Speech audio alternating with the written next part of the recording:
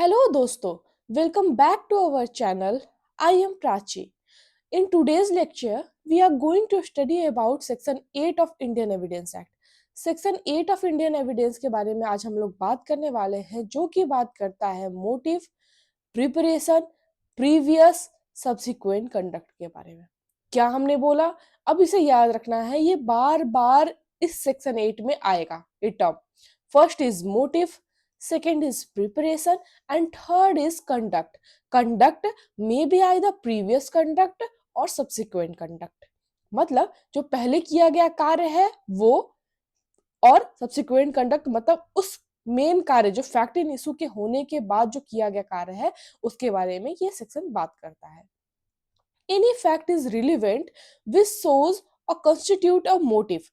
वो सारे fact relevant हो जाएंगे जो कि दिखा रहा हो या कॉन्स्टिट्यूट कर रहा हो किसी व्यक्ति का मोटिव या फिर प्रिपरेशन, किस चीज को लेकर के, या तो फैक्ट इन इशू को लेकर के या रिलेवेंट फैक्ट को लेकर के।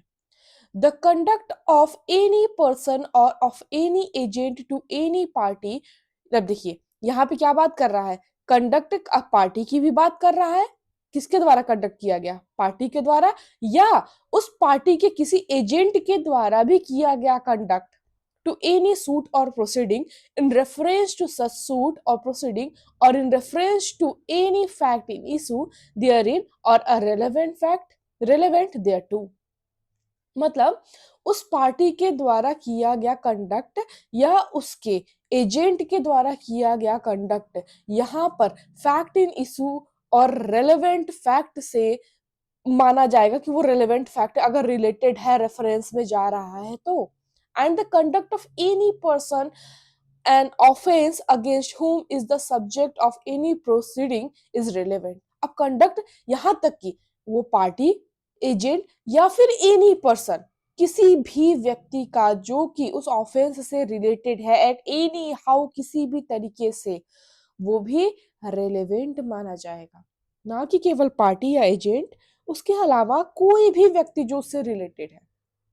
If such conduct influences or is influenced by any fact in issue as relevant fact and whether it was previous or subsequent thereto, इस तरह का कंडक्ट जो है या फिर ऐसा कंडक्ट जिसकी वजह से फैक्ट इन इशू या रिलेवेंट फैक्ट इन्फ्लुएंस हो रहा है, उसकी वजह से इन्फ्लुएंस हो रहा है, तो भी वैसा कंडक्ट रेलेवेंट माना जाएगा। अब आप देख रहे हैं यहाँ पे कई तरह के कंडक्ट की बात की जा रही है, फैक्ट इन इशू और रेलेवेंट फैक्ट की बात की जा रही है, जो कि जिससे मोटिव और प्रिपरेशन दिख रहा है, रिलेटेड है, तो वो रिलेवेंट हो जाएगा, यहाँ पर वो एडमिसिबल होगा कोर्ट में।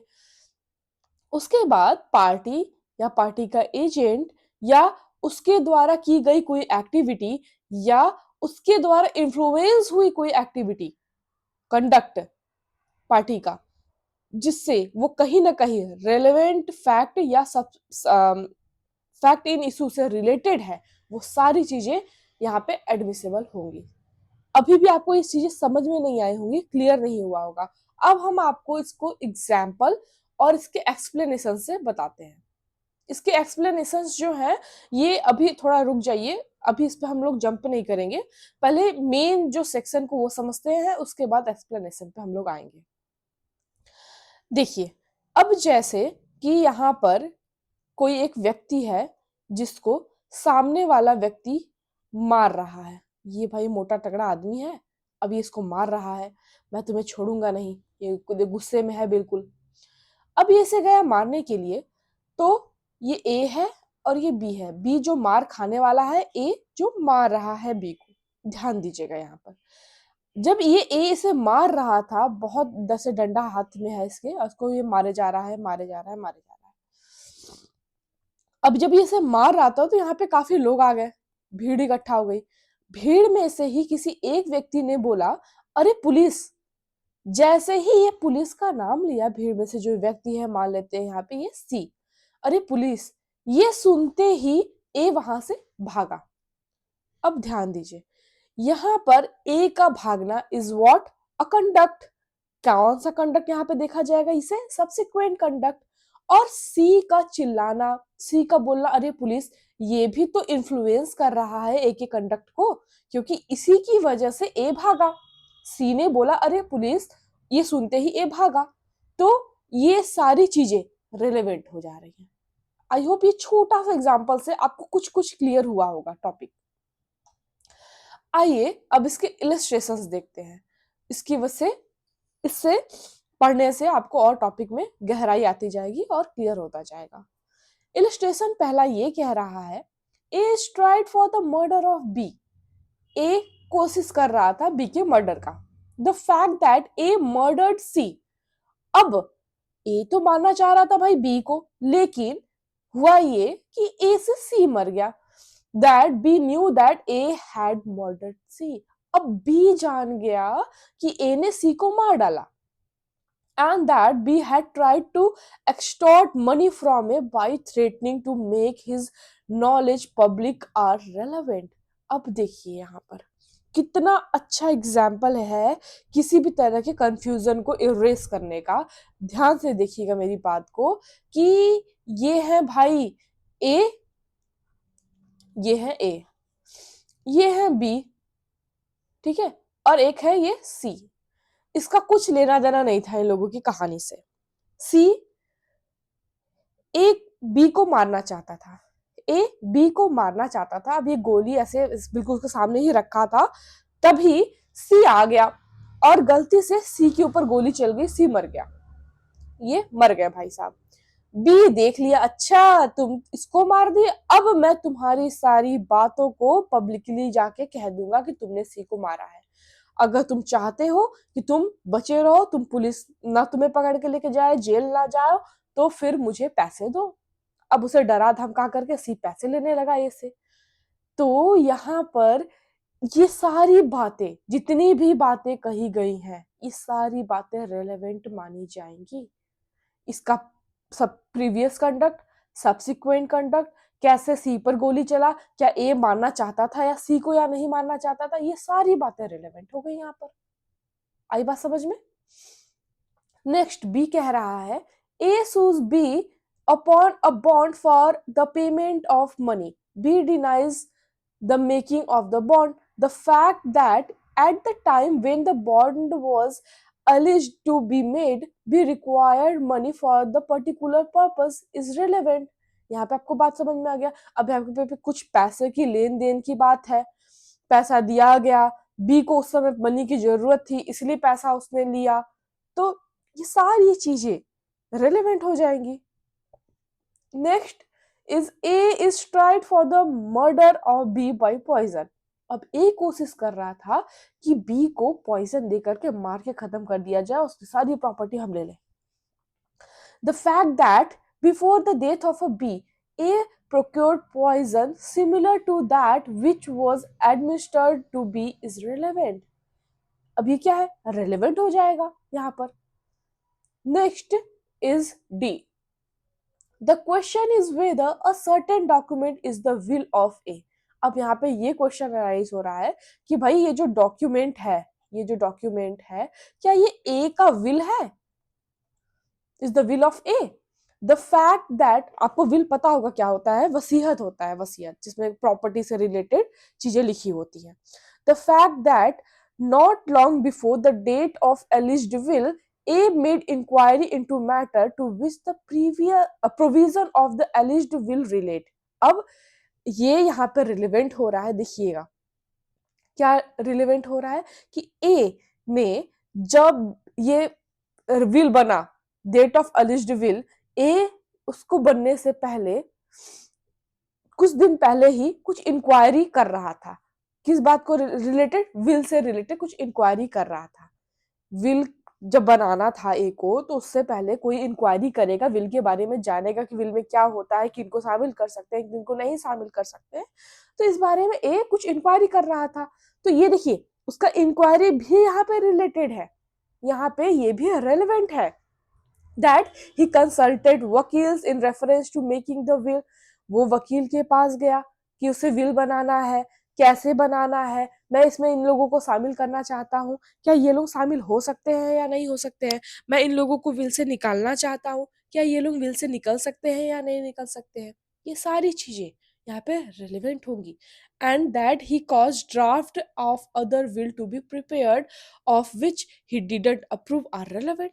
ये सारी चीजें रिलेवेंट हो गई, उसकी खोजबीन से लेकर के ड्राफ्टिंग करना, सारी चीजें। A is accused of a crime. A जो है वो एक क्राइम का अक्यूज्ड है, ये बात क्लियर है कि ए ने ही ये क्राइम किया है। The fact that either before or at the time or after the alleged crime, क्या कह रहा है, तीन बातें कह रहा है, पहले, बाद में और क्राइम के दौरान।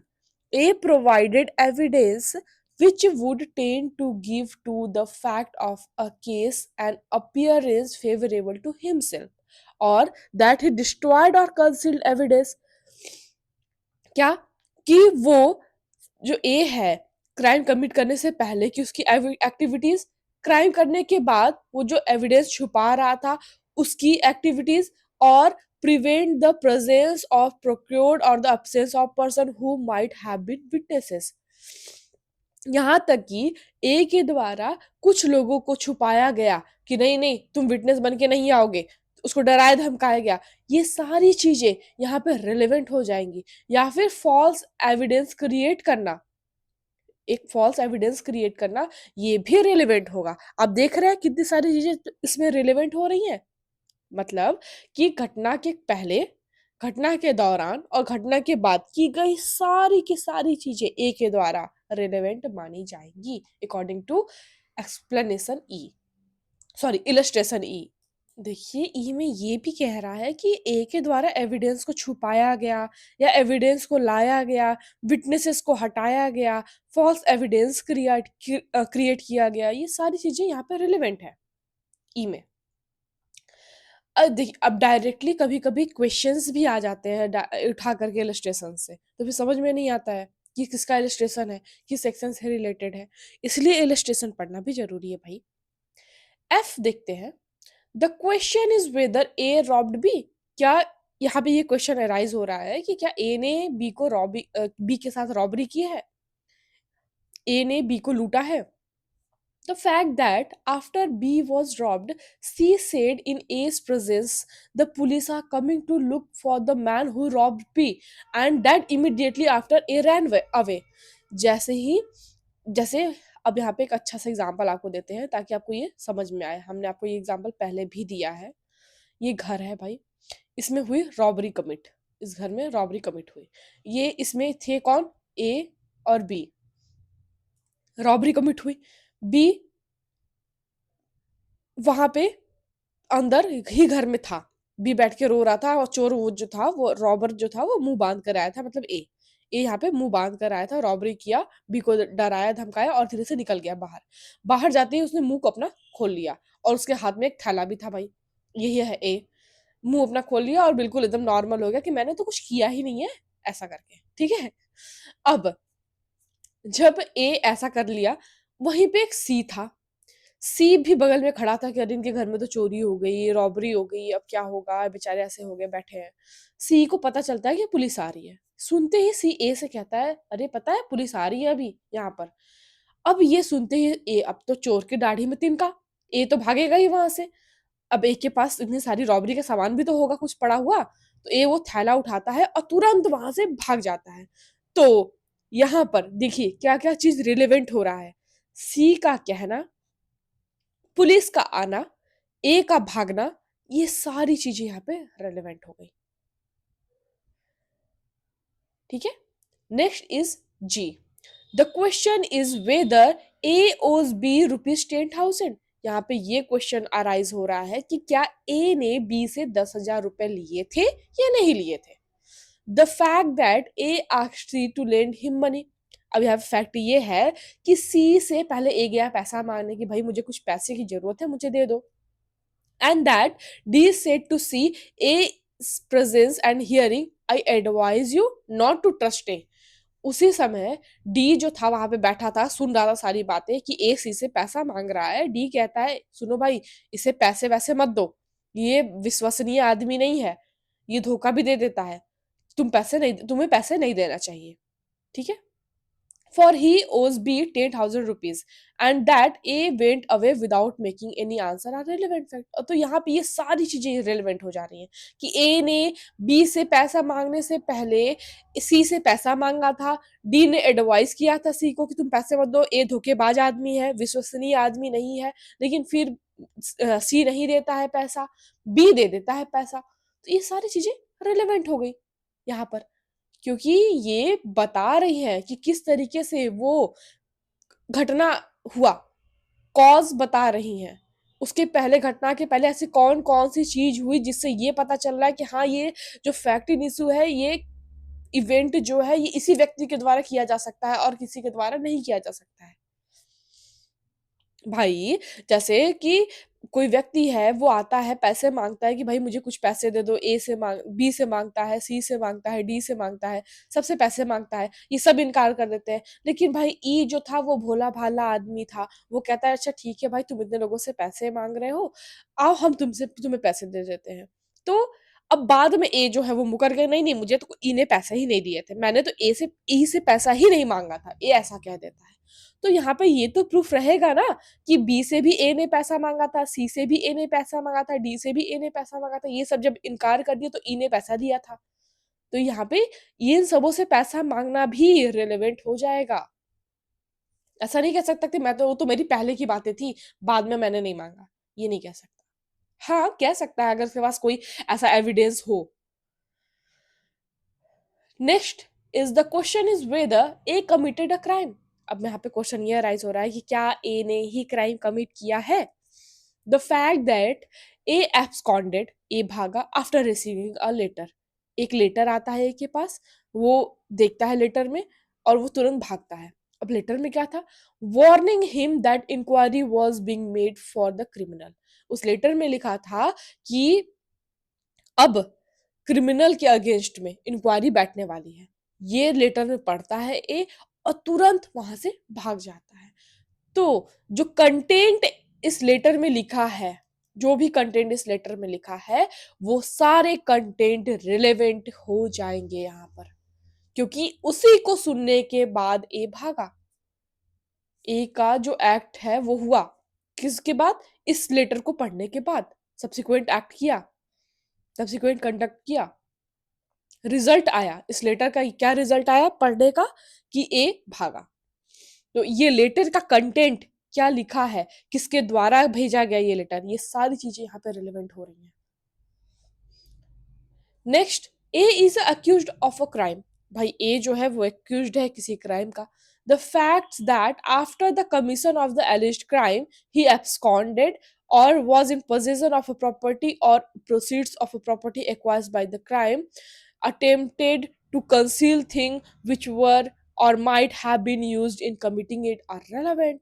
अब ये तो इजीली बात साफ साफ कह रहा है कि जो ए है एक्यूज्ड है क्राइम का, उसका भागना क्राइम करने के बाद, क्राइम के दौरान उसके उसके द्वारा की गई जो भी प्रॉपर्टी वहां से लिया था, क्राइम के दौरान जो भी प्रॉपर्टी उसने लिया, जैसे चोरी ही की मान लेते हैं, तो उस दौरान जो भी उसने प्रॉपर्टी ली उसको छुपाना, या फिर जो उसने प्रॉपर्टी यूज की उसे छुपाना, ये सारी चीजें रेलेवेंट हो रही हैं। ये बात तो बार बार हमने बताई है आपको।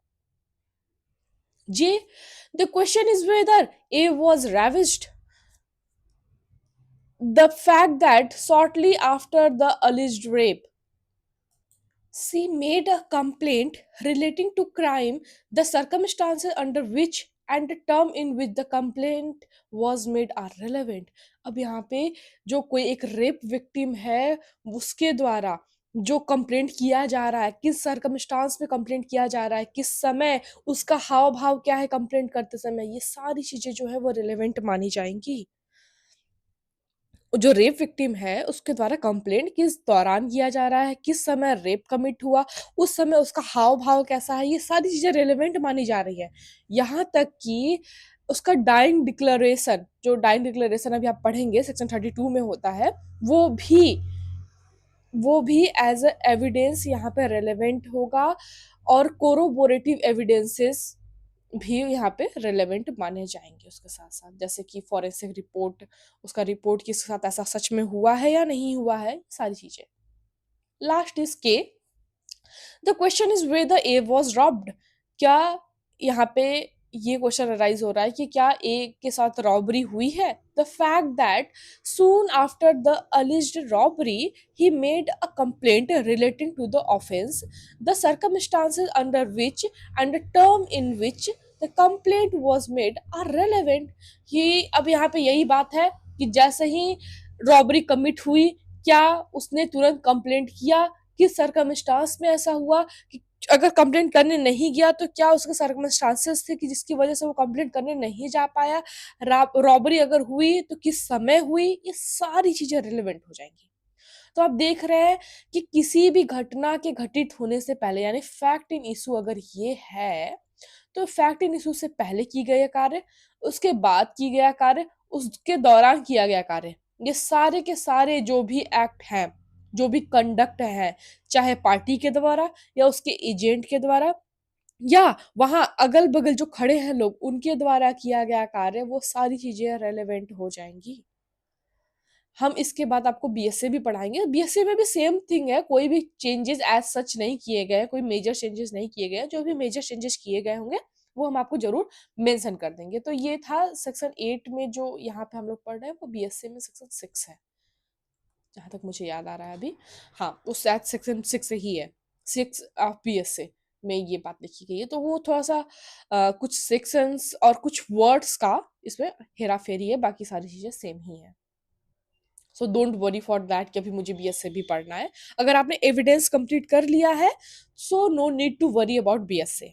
आपको बीएसए में ऐसा कोई डिफिकल्टीज नहीं आने वाली है। ठीक है, तो ये सारी चीजें आपको क्लियर हो गई होंगी कि हमने इलस्ट्रेशन अब देख लिए, हमने सेक्शंस उसके पढ़ लिए। एक्सप्लेनेशन अभी बाकी है, वो अभी हम लोग पढ़ेंगे, इसके साथ टॉपिक वाइज चलेंगे आगे। तो हम लोगों ने देखा सेक्शन 8 में कि motive, preparation and conduct, these three things are relevant. कैसा conduct? Subsequent conduct, fact in issue से होने वाला बाद में या होने से पहले, ये सारे कंडक्ट रेलेवेंट होंगे। यहां तक कि motive is also relevant under section 8। Motive के बारे में अब जानेंगे। ये मोटिव है क्या भाई, जाना तो जरूरी है। बार बार आ रहे हैं ये मोटिव। किसी भी कार्य को करने के लिए क्या मोटिव था किसी व्यक्ति का, ये मोटिव आपने सुना तो बार बार होगा इसके बारे में। मोटिव, इंटेंशन, प्रिपरेशन, उसने ये प्रिपरेशन किया, उसने ये सामान उठाया, उसने ये चाकू इकट्ठा किया, गन इकट्ठा किया, या फिर उसको मारने के लिए रस्सी इकट्ठा की, लेटर लिखा सुसाइड बनाने के लिए, ये सारी चीजें प्रिपरेशन में आ रही है। क्यों किया ऐसा उसने, ये मोटिव है। Motive refers to the reason or underlying cause that drives a person to commit an act. अब ये क्या कह रहा है? मोटिव मतलब रीजन, क्यों, किस वजह से, या फिर अंडरलाइन कॉज, किस वजह से उस व्यक्ति ने ये एक्ट कमिट किया। Essentially the drive force behind their action, क्या ऐसा फोर्स लगा उसके पीछे। मोटिव क्या है? एक फोर्स है जिसकी वजह से वो ये कार्य कर रहा है। वो फोर्स भी रेलेवेंट होगा जब आप उसकी गिल्ट या इनोसेंस स्टेबलाइज करना चाह रहे हैं कि नहीं उसने ये नहीं किया या उसने ये किया है।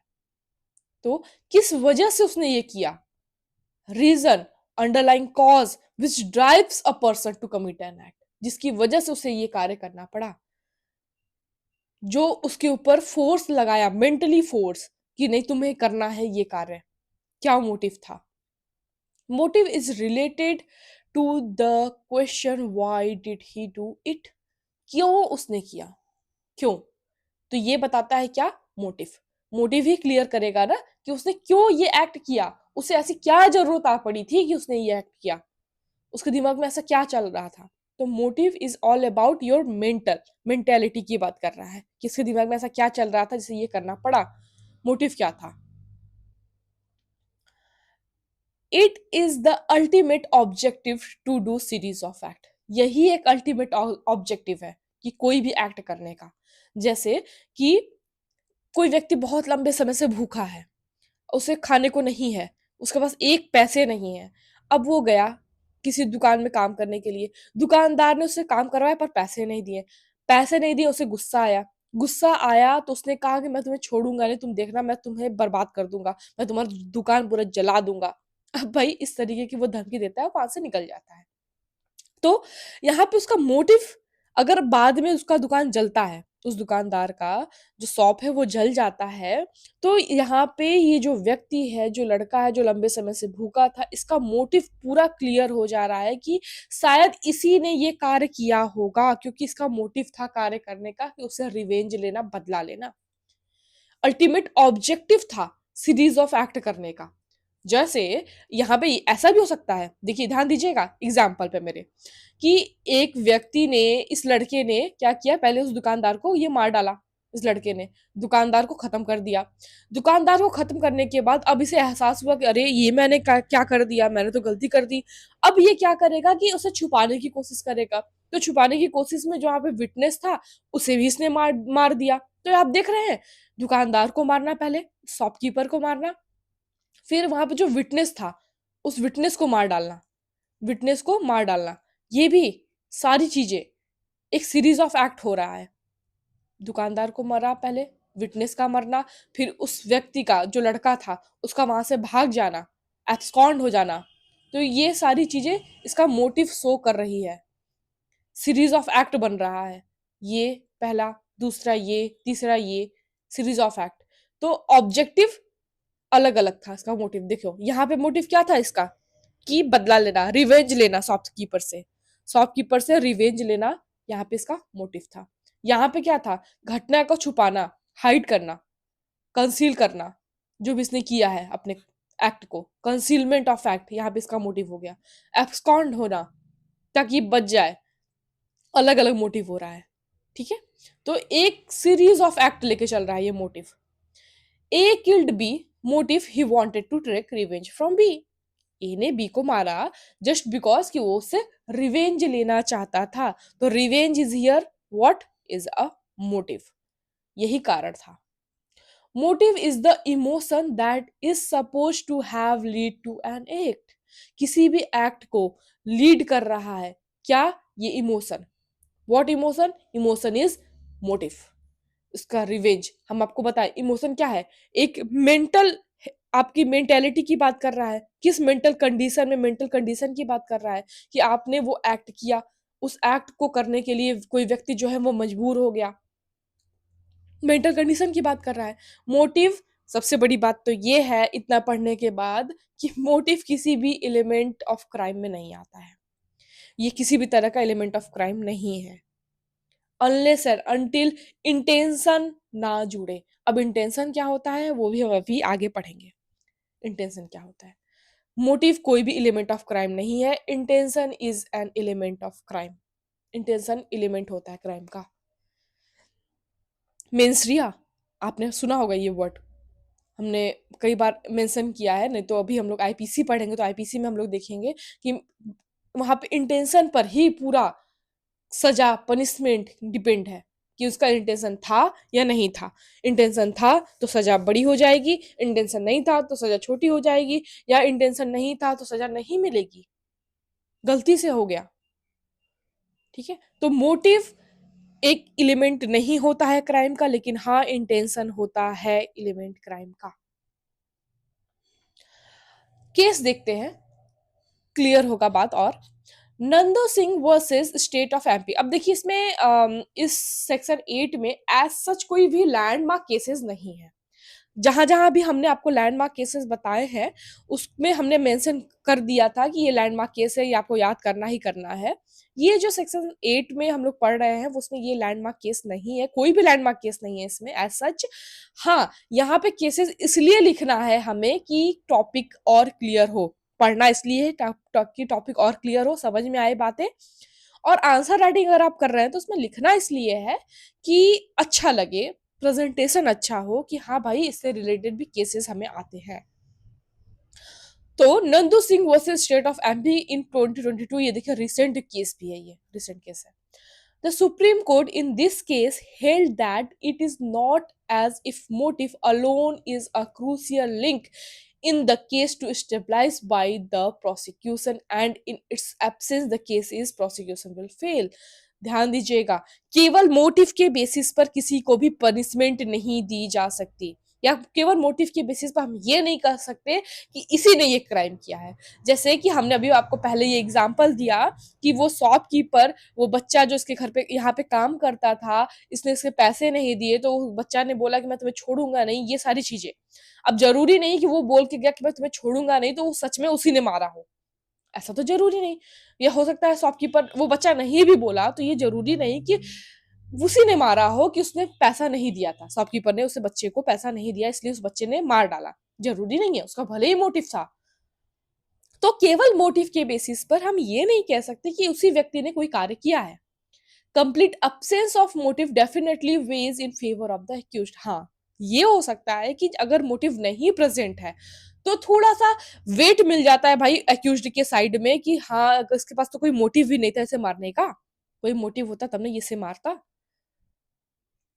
तो वो आदमी साफ साफ बच जाता है बिल्कुल ही। लेकिन हाँ, मोटिव आ जाता है तो थोड़ा सा ये उसके ऊपर बर्डन आ जाता है, कहीं ना कहीं शक के घेरे में आ जाता है, हम ये कह सकते हैं। लेकिन मोटिव को भी प्रूफ करने के लिए और भी सर्कमस्टांशियल एविडेंसेस की जरूरत पड़ती है। केवल on the basis of motive किसी को कन्विक्ट नहीं किया जा सकता, किसी का कन्विक्शन प्रूफ नहीं हो जाता। State of UP versus Kishan Pal 2008 का केस है। The supreme court in this, सारे देखिए ये जो पहले वाला है ये भी सुप्रीम कोर्ट का केस है और ये भी सुप्रीम कोर्ट का केस है। Hello that it is well settled that where direct evidence of eyewitness is available, the motive loses all its significance।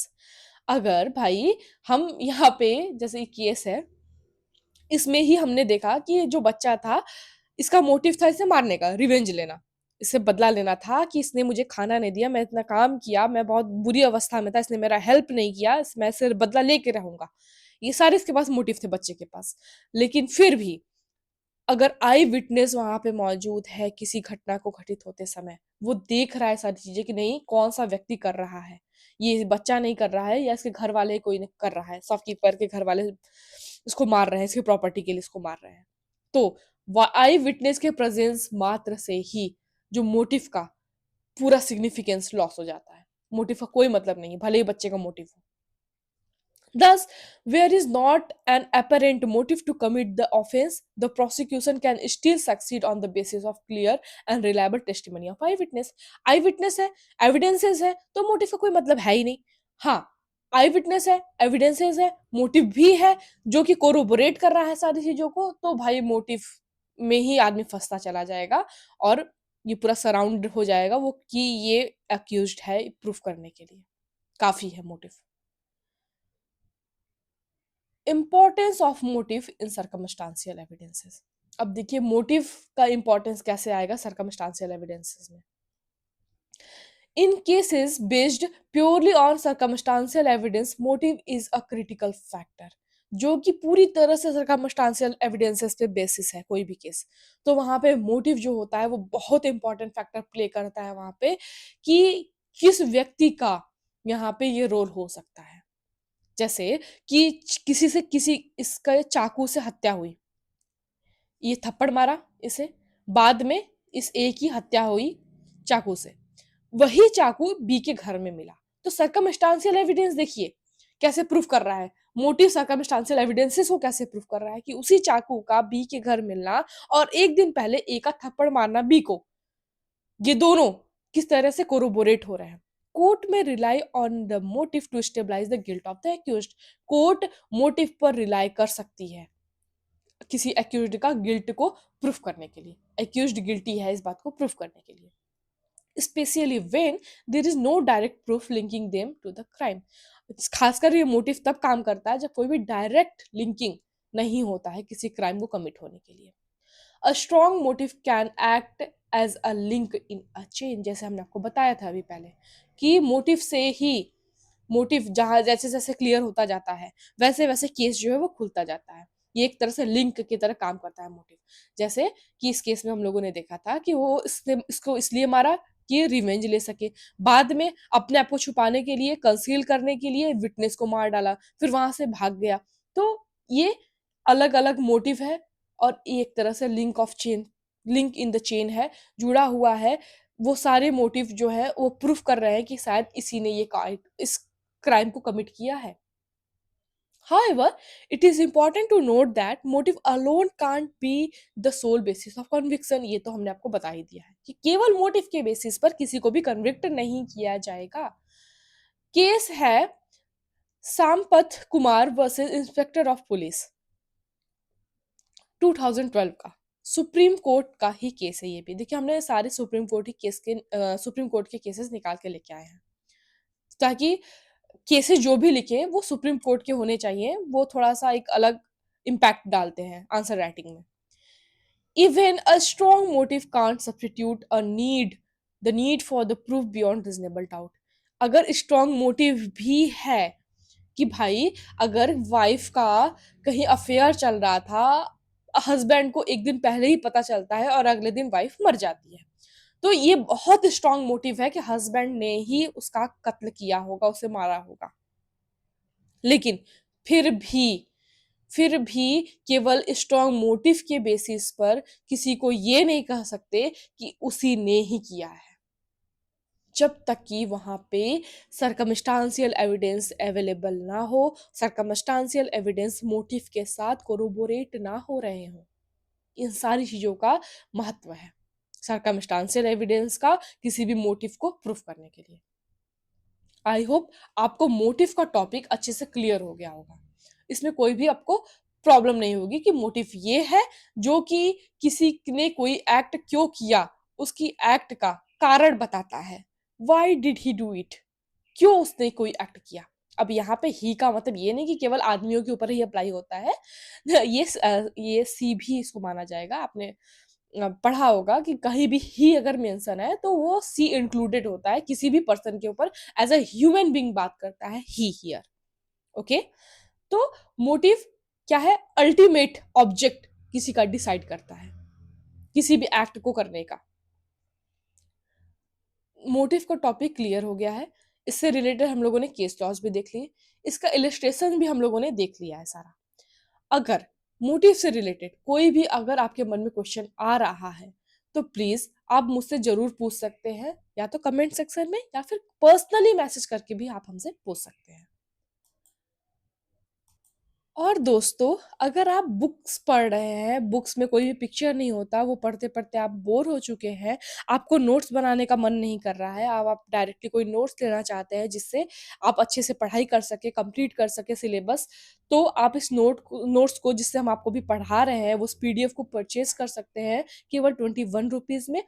आप इस लिंक में इस क्यूआर कोड को स्कैन करेंगे, स्कैन करने के बाद पेमेंट करेंगे 21 रुपीज का। जैसे ही आप पेमेंट करेंगे वैसे ही हम आपको नोट्स प्रोवाइड कर देंगे। बस आप इस पेमेंट का स्क्रीनशॉट इस नंबर पर मैसेज कर दीजिएगा, व्हाट्सएप कर दीजिएगा। और आप इस टेलीग्राम ग्रुप को भी ज्वाइन कर सकते हैं for any notification. Thank you very much दोस्तों for joining me and listening me.